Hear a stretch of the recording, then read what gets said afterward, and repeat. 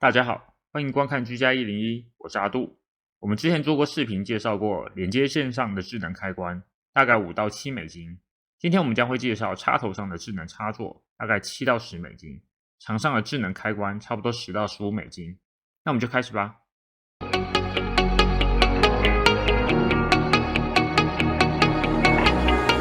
我们先说说智能插座，这其实功能跟我们上次说的连接线上的智能开关一样。只是连接线上的智能开关可以不需要改造成插头，虽然我们上次是将它跟延长线合体了，但是如果是120伏的电线就可以直接接上电线就好了，而且这个也不需要接线或者安装，直接插上插头然后安装 App 就好了，所以我们就不细讲了。跟之前的 SoundOff 比相对贵一点，但是也美观一些。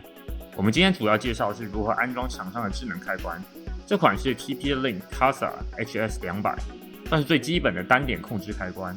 HS210 则是可以2个开关控制同一个负载 ，HS220 则是可以调整灯光的亮度，不过基本上都差不多。我们将包装打开，里面有螺钉跟电线连接端子。开关本身有附带一些给你贴在电线上的贴纸。开关后面有2条黑线，一条是正电，一条是负载，一条是白的中性导线和一条绿色的地线。我们将正面的保护膜撕掉。然后把外围一圈的面板拆掉。我是用不到这个面板，不过如果需要的话，这是最后安装回去的。我要换下来的是我几年前安装的时间控制器，这好像是 G1 的，它可以设定某个时间区间，然后让灯打开或关闭。不过时间都很奇怪，所以我必须要自己计算一下时间，然后每次调整还要再算一下，因为夏天和冬天的日出和日落时间差很多，所以虽然可以用，但是还挺麻烦的，经常还没天黑就开始亮，蛮浪费电的。现在我们来把它换成智能开关。首先记得要去电闸关闭电源。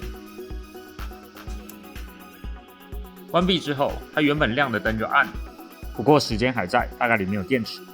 我们将面板的4个一字螺钉拆下来。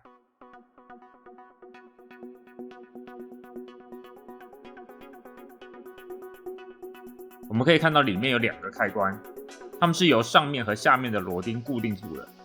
把它们下来就可以把开关拉出来了。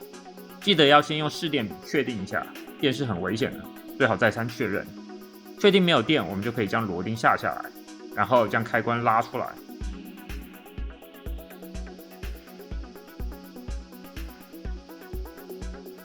右边的白线是中性导线，左边的2条黑线是正电还有负载，它们底部的金属片是同色的。我们用试电笔再确认一次。然后下面裸露的铜线是地线，我们旋转螺钉，先将地线拆下来，然后一样旋转螺钉拆下白线，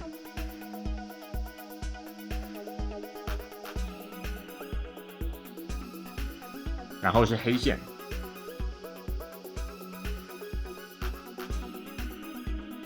这样我们就可以把这个时间控制器拆下来了。我们把新的网路开关拿过来，先将绿色的地线和同色的金属线接上，缠一下绝缘胶带，然后白线跟白色的中性导线连接，一样缠上绝缘胶带。2条黑线，一条是正电，一条是负载，不过2条是可以互换的，所以不管是哪一条，黑线接黑线就好。有时候可能是红线就是了。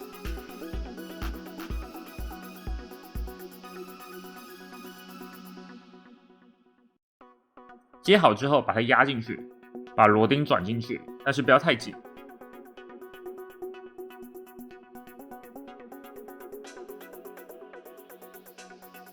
我们先将装饰壳放上去试试看，确定没有问题再上紧，不然可能会卡住，或是装上去之后会歪掉。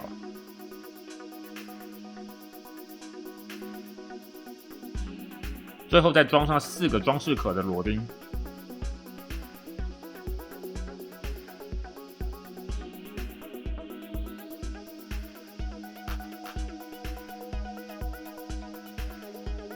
这样就装完了。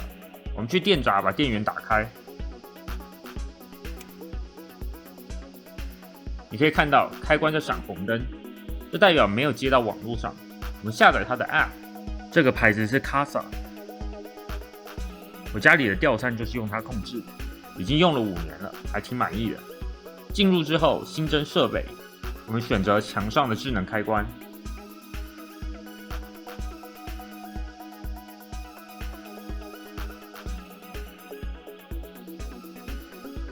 然后选择家里的网路，把它连上，最后给它命个名，这样也可以用 Amazon Alexa 来声控 ，Alexa turn on porch，Alexa turn off porch。不过这开关我想要自动的，所以我可以自己设定时间表，或是我也可以自己使用日出和日落的时间。你如果要自己开关，也是可以按一下，跟普通开关一样，很方便。